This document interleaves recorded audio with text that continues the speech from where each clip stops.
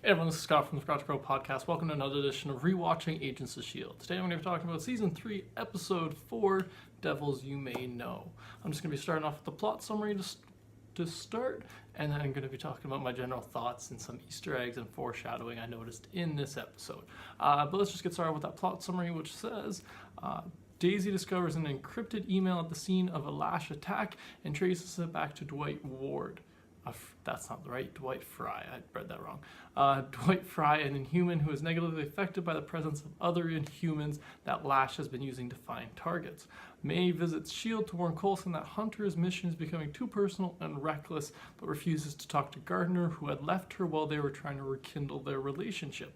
The ATCU takes Fry with Daisy and Mac to allow them to go with them to see their base and human facilities.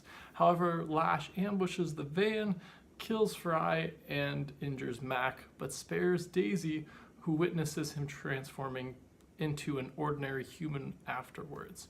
Hunter is brought in on a mission with Hydra, but is seen by Ward and attacks him. May arrives to help, but Ward reveals Strucker is prepared to kill Gardner unless Hunter and May allow him to escape. May, unable to sacrifice Gardner, is willing to back off, but Hunter attacks Ward, shooting him in the shoulder as he flees. In retaliation, Strucker apparently, or seemingly, kills Gardner. So yeah, that's the plot summary. Sorry, that was a little all over the place.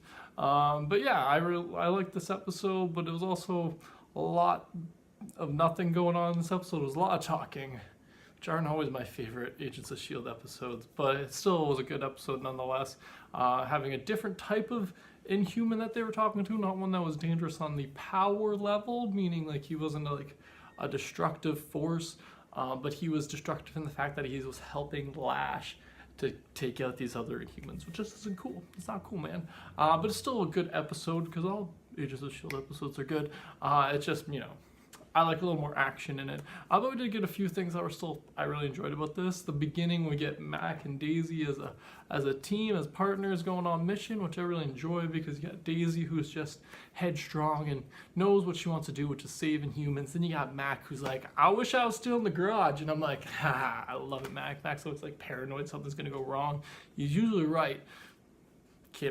But I just love that dynamic. I love that fun kind of, you know, he's the big strong guy who you think, you know, would never be scared. And then the scene at one point, he's just like, you know, just frozen there for a second. And Daisy's just like, are you gonna go first? Do you want me to? And he's like, give me a second.